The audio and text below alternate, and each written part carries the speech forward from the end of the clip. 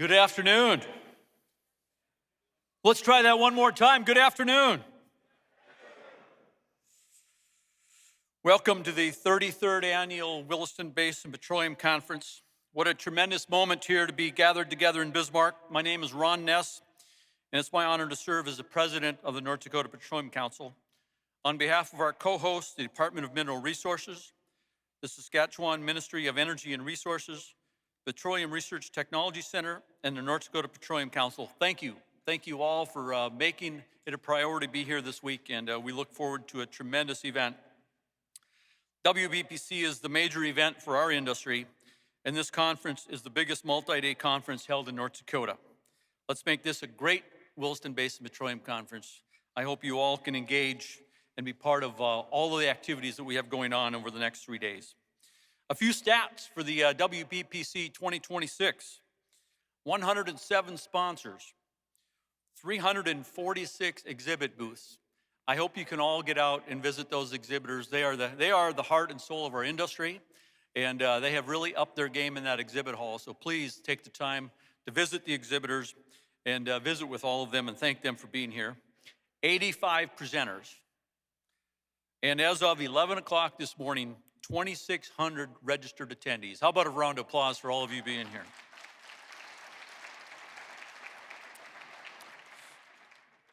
None of this happens without our sponsors. We have 4 presenting sponsors this year: Chevron, Cord Energy, ConocoPhillips, and Devon Energy.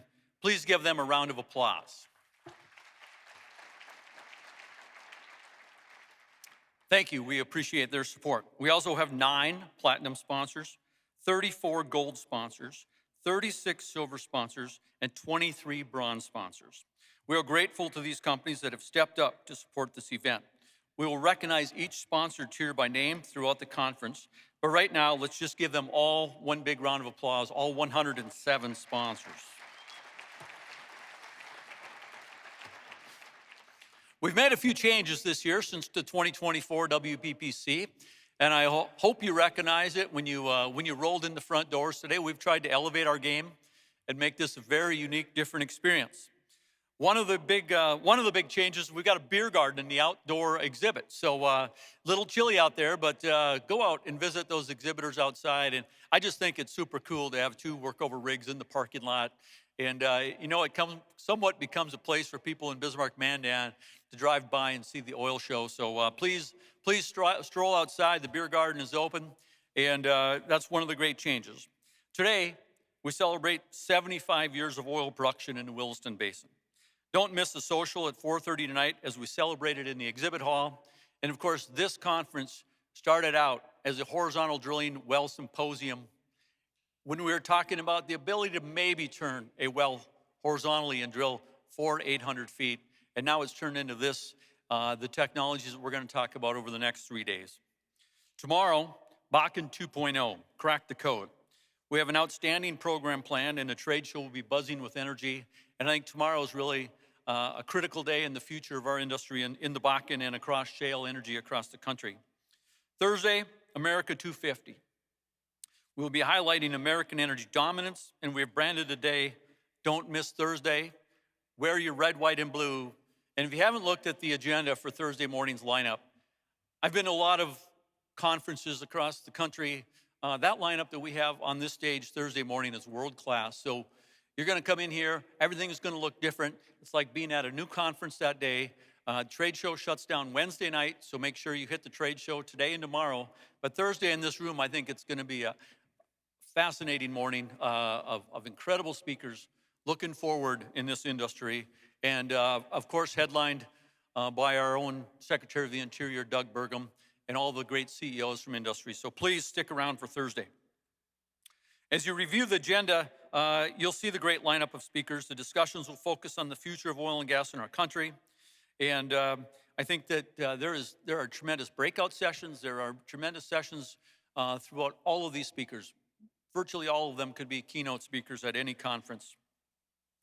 This conference is also a chance to thank you, our members, our exhibitors, and every attendee in this room for the work you do every single day. The North Dakota Petroleum Council exists to advocate for this industry, to educate our communities, to defend our policies that allow you to do your jobs. Throughout the North Dakota Petroleum Foundation, our 501c3 foundation, we have planted over 600,000 trees. This year, as we speak, we're planting 90,000 trees in North Dakota, and we continue to invest in conservation programs that make North Dakota a better place to live and work. Through the North Dakota Energy Education Initiative, 8 T4 career exploration events engaged more than 10,000 students across the state over this past school year. In fact, today, we have 110 kids from Bismarck Shiloh School, a middle school, here learning about the industry right now in another part of this building. So big round of applause to everybody that supports our foundation and these outreach programs. At this time, I'd like to invite Governor Kelly Armstrong, Jeb Williams, the Director of the North Dakota Game and Fish, and Josh DeMore of ConocoPhillips to join me on stage. Recently, Governor Armstrong rolled out the Governor's Legacy Soil Health and Habitat Program, a cooperative effort to improve soil health and wildlife habitat on marginally productive cropland across North Dakota's rural landscape. The goal of this voluntary working lands is to help North Dakota farmers strengthen cropland productivity and resilience with perennial grass cover, while improving soil health, water retention, and creating much needed wildlife and habitat and access for hunters. The North Dakota Petroleum Foundation is this program's largest private financial supporter, and we see it as a strong fit alongside our tree planting initiative and advancing our broader conservation goals. Today, we are proud to present 2 checks to the Governor's Legacy Soil Health and Habitat Program. The North Dakota Petroleum Foundation is contributing $150,000 of proceeds from this conference, while ConocoPhillips, our matching partner in this program, is contributing another $100,000. We support this program because it benefits landowners, advances conservation efforts, and supports the outdoor hunting and traditions enjoyed by many of our employees. And there's a Pheasants Forever booth on the back side of the exhibit hall. We need to raise another $50,000 for this program. So with that, we're going to take a photo, and please give the Governor and Jeb Williams and Josh a round of applause.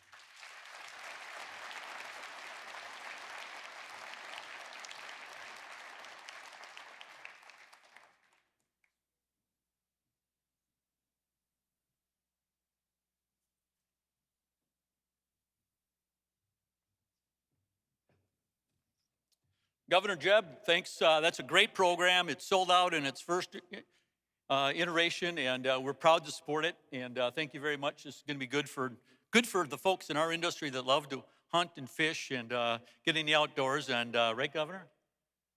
Just what we wanted to do. Thank you. Now we begin to look at North Dakota's oil history. Let's see. Let's back up a minute. Let me introduce Miss North Dakota, Kennedy DeLapp.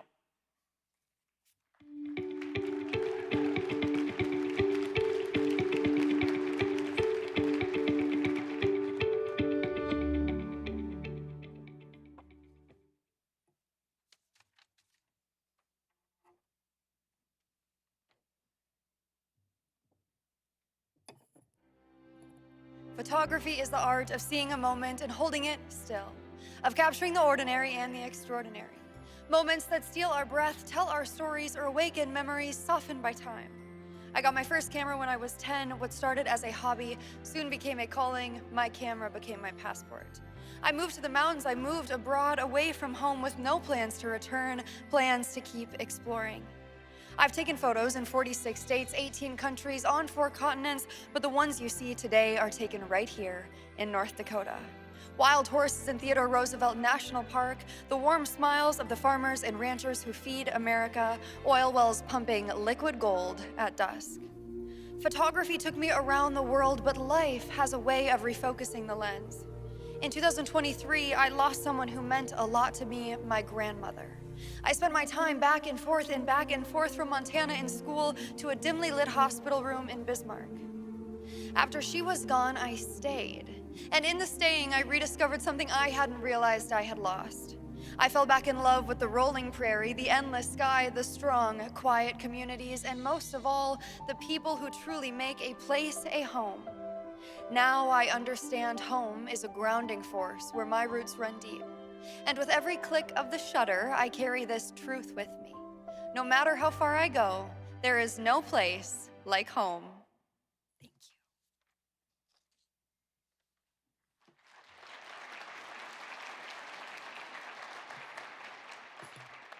Good afternoon, everyone. It is an honor to be here today. Thank you for having me, and thank you for listening to my story of coming home to North Dakota, a very, very special place. Now, we begin a special look at North Dakota's oil history, one shaped by leadership, innovation, and a deep commitment to responsible development. I'm honored to welcome 3 individuals who have each played a meaningful role in this story. First, Governor Kelly Armstrong. A lifelong North Dakotan from Dickinson, Governor Armstrong brings a unique combination of business, legal, and public service experience to his role as our state's 34th governor. Before taking office in December of 2024, he represented North Dakota in the U.S. House, where he was a strong advocate for energy independence, agriculture, and sound fiscal policy. His work on the House Judiciary and Energy Commerce committees, along with his time in the North Dakota Senate, reflects a consistent focus on strengthening infrastructure, supporting responsible development, and advancing policies that benefit both our economy and our communities. Today, he continues that leadership with a clear vision for North Dakota's energy future. Next, Kathy Neset, president of Neset, and one of the most respected voices in petroleum engineering and data analytics. Kathy's career spans decades of technical excellence, beginning with her background in geology and seismology, and evolving into leadership in well site geologic and engineering services here in the Bakken. Beyond her technical expertise, Kathy has become one of the industry's most effective communicators, helping the public better understand how hydraulic fracturing works and how it can be done safely and responsibly. Her long-standing service on the North Dakota Petroleum Council Board and Executive Committee reflects her dedication not only to industry, but to mentoring and educating the next generation of professionals. We've already met Ron Ness, president of the North Dakota Petroleum Council. For more than 25 years in this role and over 3 decades in the industry, Ron has been a leading voice for North Dakota energy.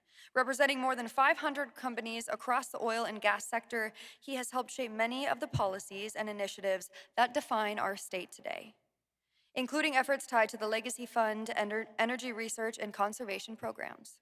A North Dakota native with deep roots in both business and public policy, Ron's leadership has been instrumental in ensuring the long-term success and sustainability of our industry. Let's get the 33rd Williston Basin Petroleum Conference rolling as we hear about the state's oil history over the last 75 years. Thank you so much. But one of the things that I think is probably the most critical to what we've done in the state of North Dakota is that even before we discovered oil, we set up a regulatory process and a system. A great vision by not only the oil and gas geologists and regulators, but really by the legislature at the time and our state government to putting together a regulatory process before you discover oil really made this basin, I think, different from the beginning. And that tradition has continued throughout the 75 years. We've got, like to say, very tough and complete regulations in North Dakota, but they're smart regulations. They don't prevent you from exploring, trying new technologies or doing things, which has been critical over that 75 years as we've heard about all the different technologies that have kept this basin alive. And in the case of the Williston Basin, there had been a well drilled by the California Company, which later became Chevron, and that's where the Clarence Iverson was drilled in 1951 as a discovery well by Amarada. Think about the amount of time that it took, the commitment, the investment, the due diligence. Do we keep drilling? Do we stop drilling? So it really took a company like Amarada Petroleum with the financial strength and the financial resources to be able to keep going and keep going, because many others had gotten to depth and then they had given up and their investors had walked away. So if you think about, that's 8 to 9 months to drill a well, virtually 9,500 feet deep vertical well.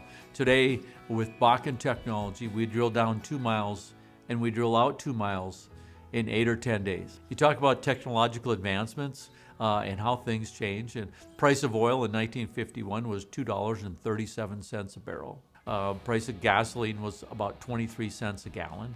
Entirely different economics from what we see today, but the reality was it was world news. It was a huge thing, not only across North Dakota, but across the country and across the world. And a discovery of oil like this in the Williston Basin brought prominence to North Dakota.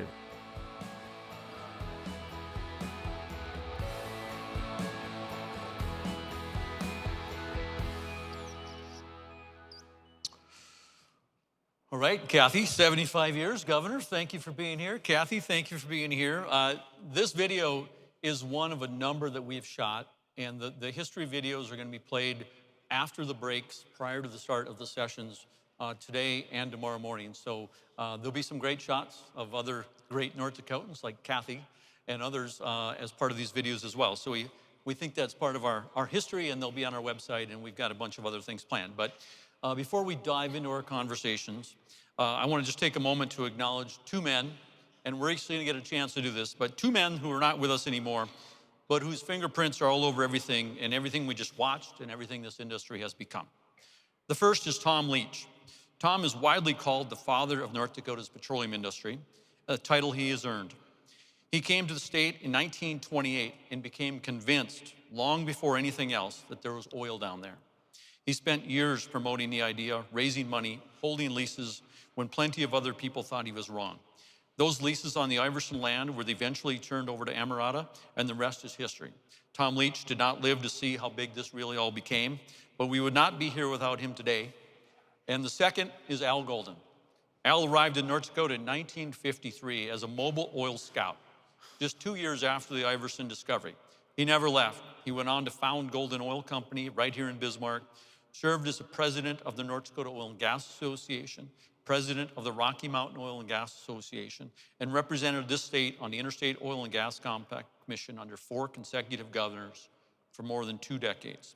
When the North Dakota Petroleum Council created the Hall of Fame in 2003, Al Golden was the first person inducted.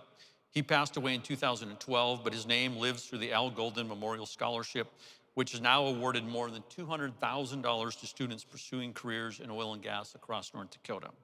People like Tom Leach and Al Golden built the foundation that all of us are here standing with us today. We owe them and all of our Hall of Fame members and everybody that's had a big role in this first 75 years a big round of applause. So please give all of those great folks a round of applause.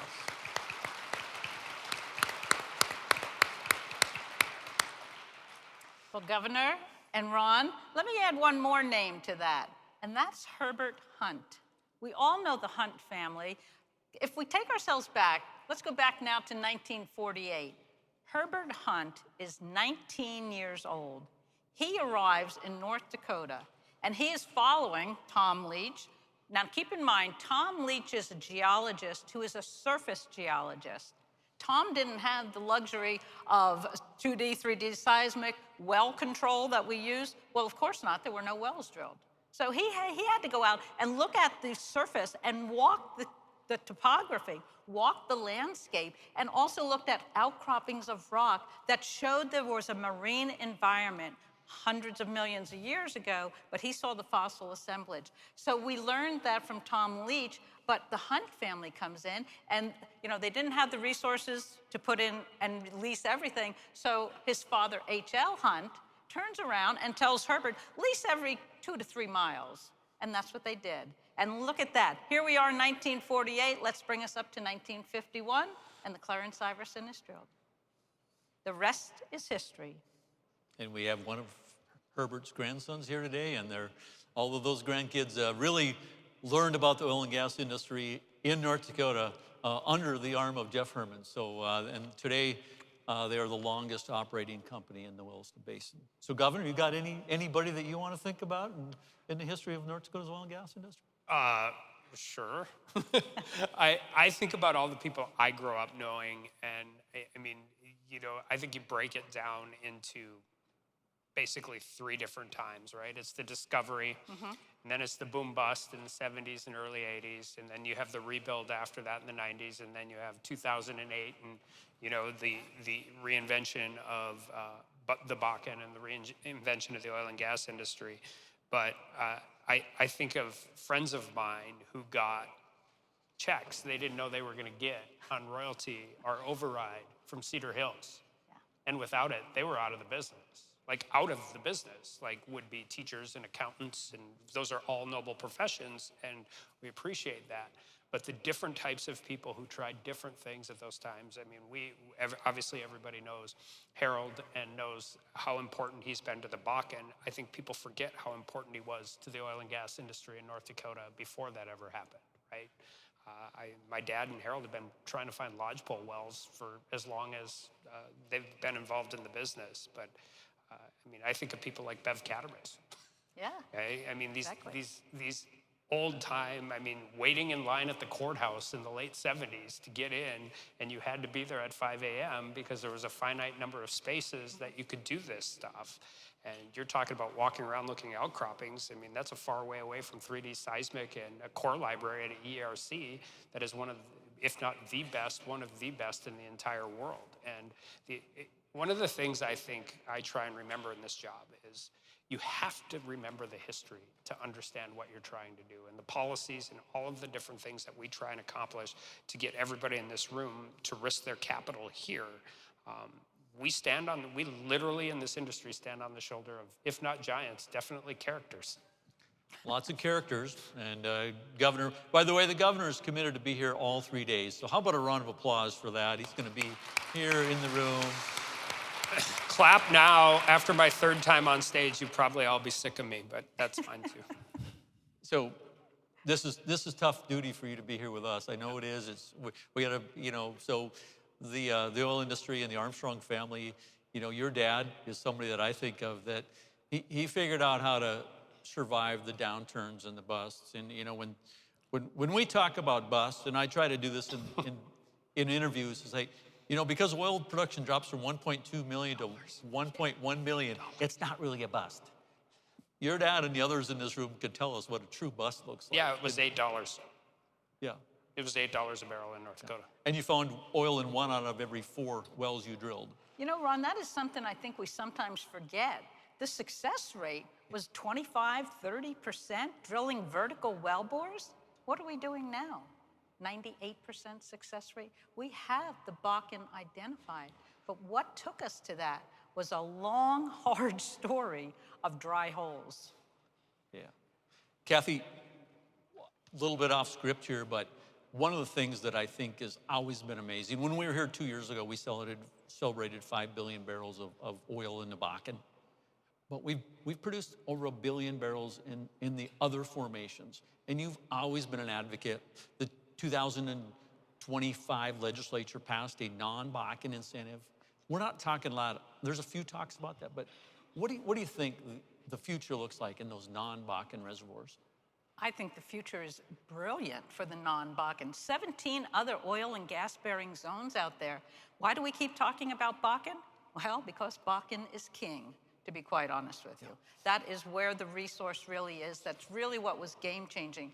But Governor, when you look back to what your dad was doing and drilling those Mission Canyon wells up by Larson, North Dakota, and Glenburn, I mean, that was another oil field. So I grew up, I grew up living that every day, right? Like, I was born in 1976. My dad grew up in Bismarck, North Dakota, lived in Dickinson. My mom was from Dickinson my whole life, so we watched it. I mean, from a guy who was 23, 24 years old and making real money. You know, my dad went to school to be a realtor, never sold a house, flipped an oil and gas lease and never looked back. And then fast forward that with 3 little kids at home and a family and trying to figure out what the 80s look like and continued to grind out. And it's not just him. I mean, I hesitate because I'm going to do some of this tomorrow and I don't want to repeat myself. But I mean, each and every one of you here, I mean, has been such a huge and impactful part of North Dakota's history. It's definitely been a part of my political history for the last, public policy history for the last 20 years. But there are a ton of people that could have picked up and pulled out of Western North Dakota, and a lot of them did. They didn't have any choice, but there are a lot of them that stayed. You're one of them, right? Like, you're one of them. And they were sponsoring Little League teams, and they were still trying to figure out how to make payroll and grinding through all that. And I think my favorite part of everything that has happened in North Dakota is watching some of those people and those families have just such a tremendous success because they didn't give up when a lot of people did. And it's really, really been impactful for Western North Dakota and the state as a whole. And people like Miss North Dakota had a chance to move back home because of the success that North Dakota is having. And I think the courage of the people of North Dakota to support oil and gas development, and Kathy, you've been on the front lines of energy education, and we've stood in all the gymnasiums, and you teach War College. You teach people about energy. What's the thing that you see out there that we can do to educate people about the next steps of North Dakota's energy industry as a whole? It is, and you know, one way I look at it, and Governor, you know, somebody is going to tell this story.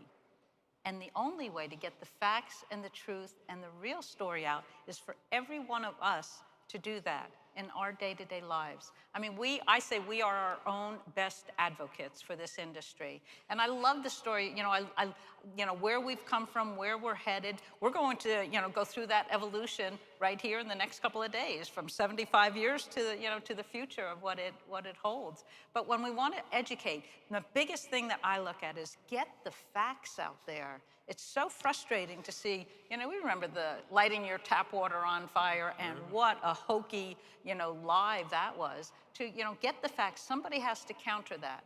And I think that responsibility lies with each one of us. And North Dakotans could have had the fear factor about hydraulic fracturing and not allowed it, but we went out, we told the story, and I went to Ellendale about a year ago on a tour, and Ellendale reminded me a little bit of Watford City in 2004. Governor, you were in Watford City sometime. You want to tell us your story about that? Yeah, I mean, and I grew up politically in the oil boom. But I think, those that know, I went to law school to be a title lawyer for my dad. Like, that's why I went to a law school. I went to law school because I used to run title. And while I was waiting for my bar results, I worked for a guy named Rob Elliott. Sorry, I was conflating two people, and I was working for, because my dad wanted me to do this stuff. So I'm in the Roosevelt Inn in Watford City, and this is 2003, waiting for my bar exam results. I'm the only person staying at the Roosevelt Inn in Watford. I am the only person running title in the McKenzie County Courthouse, the only human there. And I go eat at a pizza place on 85, south on 85, which doesn't even exist anymore because of the bypass. And there's this girl I had a pretty big crush on that lived in Oslo, Norway. So she was 7 hours ahead of me. So while I'd order my food, I'd walk out to the middle of Highway 85 because it was the only place I got cell service. And so I'd call her. And so we'd have a conversation. And you could literally stand on Highway 85 and not see a car pass. Contrast that to Watford City over the last 20 years. So when we talk about the history, I'm old, but 2004 is not that long ago. 2003 is not that long ago. And the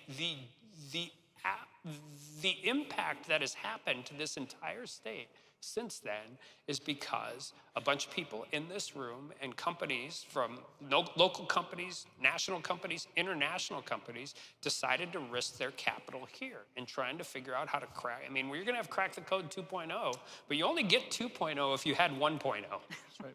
You only get 2.0 if you had 1.0, and 1.0 was what happened and what has done for not just Western North Dakota, but the entire state and the entire country. Bakken 2.0, Crack the Code is stuck.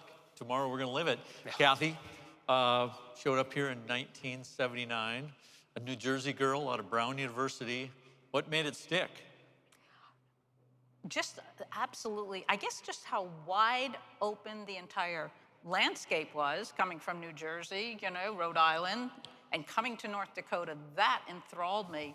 But to be honest with you, really the people. Who we were working with, who we continue to work with and hope to work with in the future. It was really what made it was just to me, it was just magical. And there was always this story out on the rigs and keep in mind, Kathy was kind of a slow learner. When I came here doing my well site geology, doing mud logging, I spent 27 years living out on the drilling rigs. Some people get off the rigs faster than that. I loved it, absolutely loved it. I mean, it's just like a magic. And they used to say, the roughnecks and the company men and tool pushers, once you get that oil in your blood, you are hooked. And I think there's some truth to that. Raised your kids in the drill shack? I did, and that was what I used to say, this is a kinder and gentler oil field, but do keep in mind, let's see, RC was 10 days old when he went out to help me pick a a drill stem test point, and Randy was 2 days old when we went out and picked the greenhorn top. Yes, it was a different oil field. I love that we're safer and smarter and bigger and better, but boy, it sure was fun back in the 80s. Kathy, one more question. You 50 years in an industry dominated by men. I think you can look across the crowd to see the mix is incredible. What's your message for young ladies and the opportunities in the energy industry as a whole going forward? My message, Ron and Governor, really, it applies to the women, the young ladies here, but also to the young men. Keep it professional. We have a very high-tech industry that we're working in, and it is so important. We're not here to play games. We're not here to, have, fun in the sense of going beyond the limits, but I think just keep it professional, do your job, do your work, and I assure you, you will be taken to the next level. Dress appropriately. Keep it professional. Be that young man, young woman that this oil company wants to bring on board. So Governor, 75 years, it hasn't all been easy. You were in the state Senate, elected in 2012. The Western North Dakota was growing beyond its capacity to some extent, but North Dakota kept it going because you understood the investment's hot. You got to strike while it's hot. But you sponsored the surge bill in 2015, which I think is the game-changing moment for Western communities. You want to talk about how you got that bill through? It was $1 billion. First of all, and I think it's really important to acknowledge this, I didn't write it. I didn't go through the process of having the meetings. I was part of those meetings. 98% of the credit for the surge bill should go to one person, and that's Rich Wardner. And for as far as organizing, for as far as getting everything, and there's a bunch of other people. Brent Sanford, who was the mayor of Watford at the time, Dennis Johnson, who was the mayor of Dickinson. There are a lot of people, but Rich was the one who strategized it. And there were two people who we got to the point where we got this bill put together, and we knew we were going to have, the typical political pressures that exist. And so my friend and former colleague in the legislature, Roscoe Striley, basically strong-armed Rich Wardner into making sure I was the prime sponsor. And he's like, that guy's a trial lawyer, and now we got to go sell this to everybody else. So I will say that I was honored to sponsor it. And I took the responsibility of getting that thing marshaled through two branches of the legislature by March, by the way, so we could get the money out to the locals to start the construction season. But I couldn't have done that if there wouldn't have been all of these different meetings over the course of 2 years, meeting with all the stakeholders from Western North Dakota. And then it was my job to go explain to everybody why it was important, not just to Watford and Tioga and Williston and Dickinson, and it was important to the whole state. So I took that role. I got some really funny stories. I'll tell one quick for the people that know them. So we're walking out of the Legislative Council, and in the front, and my friend Al Carlson and Jeff Delzer were walking out, and we bumped into each other in the Legislative Council, and of course Al had his hands in his pocket, and Jeff had his hands in his, like, we don't know if we can get this done, Senator Armstrong. I'm like, well, I already have the votes, so you can be on the winning side or the losing side. You pick, because we're ready to go. And so that was kind of how that whole session went. You remember that we had gone through it all in 13 first. So it took us 2 years to get it done, but boy, oh boy, was it needed. And by the way, just about every single dollar that was spent you can look back on even now in 2026 and say it was the right money in the right spot. Locals knew where to spend it, and they needed it. Well, that bill gave the people of Watford City and Killdeer and all those Williston and Dickinson and Newtown, it gave them their community back. We got those trucks around the bypasses is what Roundabouts was a whole different conversation in Killdeer, North Dakota. But, you know, part of good leadership is knowing who to have carry your bills and who to run the message. So kudos to our good friend, former State Senate Majority Leader Rich Wardner. But it was a big effort, and Governor Dalrymple's team supported it, and it was very, very critical to North Dakota. So, you know, the other question, Governor, is we've got people from all over the country here, and one of, you know, $100 oil today, yeah, it's good. The importance of American energy is going to really be the focus on Thursday. But you were in Congress for 6 years. Do the congressional members across this country have any importance how critical American shale and places like North Dakota are to what we're doing today in Iran and other places in the world? So I walked in 2018 to Congress and figured out, and I think there's two different sides, and I think the arguments are very different in the Senate than the House. And I mean, you can chicken or the egg this. Rural areas are more red, urban areas are more blue. There's a lot of different reasons for that. But I will tell you that the overall energy IQ in the U.S. House of Representatives is not great. I mean, even people who support the industry don't necessarily understand what it takes and where you're at. Permitting reform is a perfect example. You can let really conservative ideology, which doesn't want to allow for any tax credit anywhere on any renewable, that's existed for 30 years. And so the easiest low-hanging fruit is, well, I don't support any subsidies. Well, I'm like, that's great. If we want to get rid of all tax subsidies in the code, we should maybe talk about that. But you should also remember that there are entire companies that have built their business model off of regulation that the federal government passed. And then, with all due respect to my friends on the far left, they think we're going to power the entire economy with rainbows and unicorns. And that is going away a little bit, but it's not going away nearly fast enough. Well, a lot more to come on that topic. Kathy, one of the things that always is, I'm so proud of the North Dakota oil and gas service companies and all of the exhibits in there and growing these North Dakota businesses. Neset is no exception. You have grown Neset to how many employees do you have today? Oh, about 350. Just 350. I remember it was you and a handful of others. So, but as you've gone through the 50 years of your company and up and downs, and the last year was tough. Yeah, tough. It's not been easy for all of our friends in the service industry. So what's your message? You've got two sons that are in the business now. What's your message to the service industry, and how do you plan, forge ahead, and keep those businesses vibrant? You know, I'm going to say from the service side, which is what Neset is, you know, it's keep it real. Understand that this is a very high-tech industry that we are working in. Everything from the back story, you know, I'm talking about Thomas Leach doing surface geology. Now the mapping and the work in the back office and in the geologists and geophysicists working and is just incredibly technical. Just remember, this industry needs your input. It needs from the service side to help support the operators and the companies that are out, expending these great big dollars. And that support comes from the service side of the business. Is it hard? Is it tough? Yes. What are some of the challenges? I look at it, Governor, to be quite honest with you, as a lawyer, I think Lawrence Bender might, appreciate this, but the legal challenges are very difficult, whether you're a service part of the industry or you're the operator. And I think it's something that we must continue to work towards and to do better.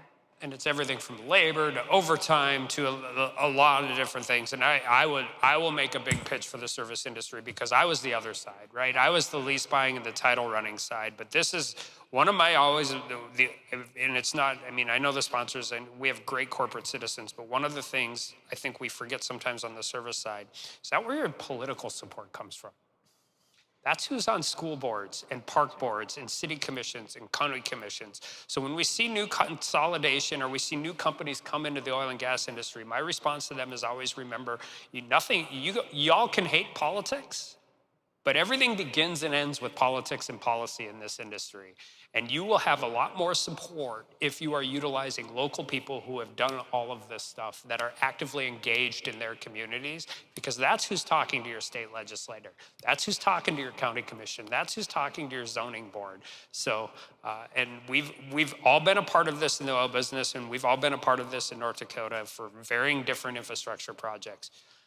People come in and try and tell us how we're going to do things, and it usually doesn't work out really well for them. The people who succeed here are the people who ask the right questions and know the right people to ask. And it's been a massive success, and we need to continue it. You've got a great message for businesses and the engagement of their employees and their leadership and their businesses into local and state politics. You want to hit us with that? Yeah, it doesn't, well, one, it's a contact sport. It's a contact sport. And, you know, Kathy talked earlier about we have to be our best advocates. Correct. But they weren't going after frack gas, and like Russia was dumping hundreds of millions of dollars into misinformation on frack gas. And we can't be no to everything. The answer is you can't be no to everything. Nothing stays the same. We either grow or we shrink. We need to have reasonable expansion. We need to have reasonable growth. We have to recognize the resources we have and the resources we can deploy to future-proof this state and to future-proof this industry. That doesn't mean we're not, I never settled surface damages that wasn't in pasture or cropland. Ag and energy have been intertwined for as long as I've been alive. And they're going to be the two biggest industries in North Dakota for the next 40 years. And we want them to be. It's the fabric of who we are. But how do we protect? I mean, just way before the oil boom, we protected corn with ethanol plants. And there was a lot of vision to do that. And look where they're at. They're in Castleton. They're in Richardson. They're not in Bismarck, Fargo, Grand Forks. They are in these small communities that did that stuff. Look at Watford, look at Tioga. Yeah. Like these communities survive because of the two biggest industries in our state. And we should celebrate those things, but we should celebrate what's coming next, not what worked 20 years ago. And it doesn't matter if you're a corn farmer or a cattle rancher or an oil and gas producer or a coal plant. We have one thing that I didn't say when we were talking about the politics. We have a tremendous opportunity in the next 2 years because we have an administration that understands this stuff. We have to get them to mobilize a little faster, and like, time is the enemy, but they understand this. And so we have gone from headwinds to tailwinds, and at the same time, we have to capitalize that locally. And we have to participate in these conversations in a meaningful way. You know, let me just follow up on that, Governor, because as we talk about this energy, Ron, and what we're doing with oil and gas, it doesn't matter if we're talking about items that are made from petroleum products.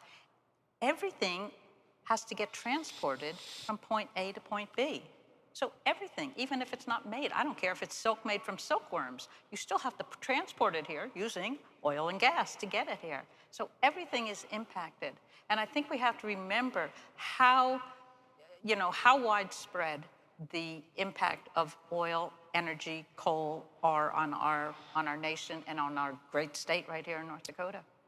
The other side to that, if everything's got to be transported everywhere, the problem with linear infrastructure doesn't matter what it is. Doesn't matter if it's a highway, doesn't matter if it's a transmission line, doesn't matter if it's a rail line. You don't have to stop it everywhere. You only got to stop at one spot. And people have mastered, you talked about the legal side of it.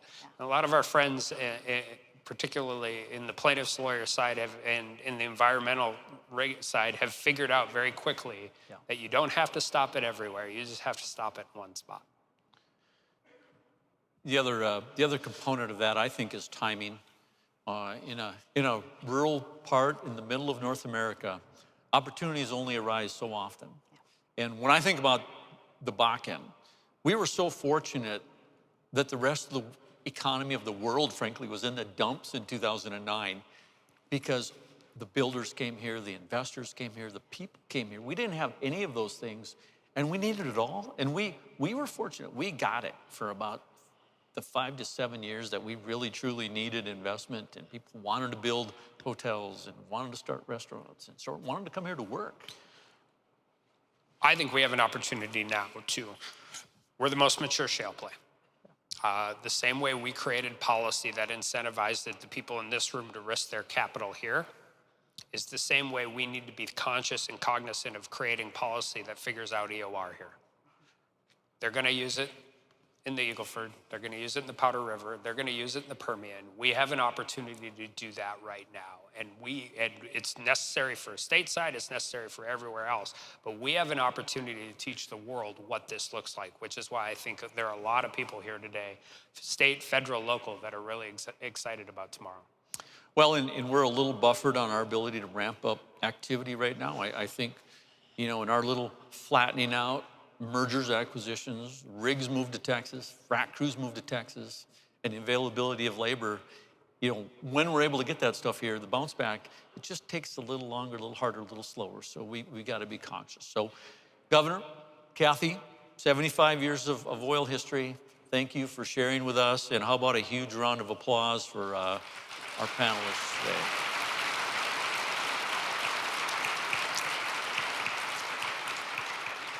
On time. Next up for a special presentation is North Dakota Lieutenant Attorney General.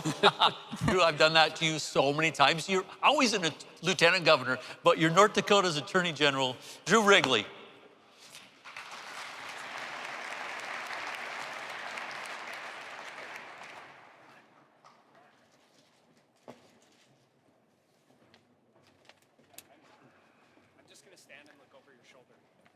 They were kind of my warm-up act. No, that was great. That was a great panel. Good afternoon, everybody. My name is Drew Wrigley. I am apparently the Lieutenant Attorney General of the great state of North Dakota. In that capacity, one of the roles I have is I get to serve along with the governor as a 3-member industrial commission here in the great state of North Dakota. Our co-commissioner, Ag Commissioner Goring, was not able to join us this week. He sends his very best regards to everybody. So on behalf of the North Dakota Industrial Commission, Governor Armstrong and I want to take a moment to recognize an individual who has dedicated literally decades of his life to this great industry. This year, we're going to proudly recognize Ed Murphy for an extraordinary career dedicated to the people and to the resources of North Dakota. Ed has been a key member of the WBPC conference planning team for the past 3 decades. His contributions in coordinating the core workshop and the geology sessions over the years have been invaluable. Today, we gather to recognize an individual whose career reflects not only longevity, but also deep commitment, scientific excellence, and service to the state of North Dakota. Ed Murphy has dedicated nearly half a century to understanding, documenting, and protecting North Dakota's geology. Ed joined the survey in 1977, beginning a career that would span decades of change, growth, and discovery. On July 1st, 2004, Ed was appointed state geologist for the state of North Dakota, Department of Mineral Resources. This year marks an extraordinary milestone for Ed. He's heading into his 50th field season. Over the course of his career, Ed has published countless maps, reports, and contributing foundational knowledge of the Williston Basin and beyond. His legacy is not just measured in years, however. It's measured in the depth of knowledge that he's built, the people that he's been able to guide, and the standard of public service that he has set every day that he has served. Ed, on behalf of the state of North Dakota, the Department of Mineral Resources, and all of us in the industry, thank you for your 50 field seasons in service to this great state. It's our great honor to recognize you today with this award. Ladies and gentlemen, please join me in congratulating state geologist Ed Murphy.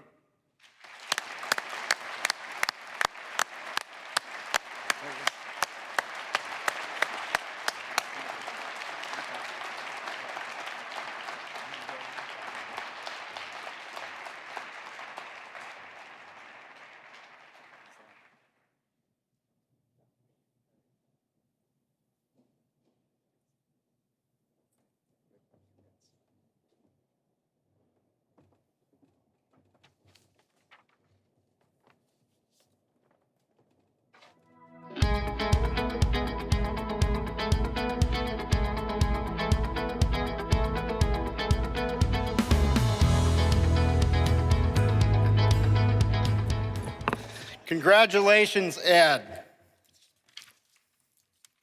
Let's have another round of applause for Ed. For all of his many years, Ed, we really appreciate you. Good afternoon, everyone. My name is Brady Pelton. I serve as Vice President and General Counsel for the North Dakota Petroleum Council. We will now have a short break before the 1 p.m. session begins.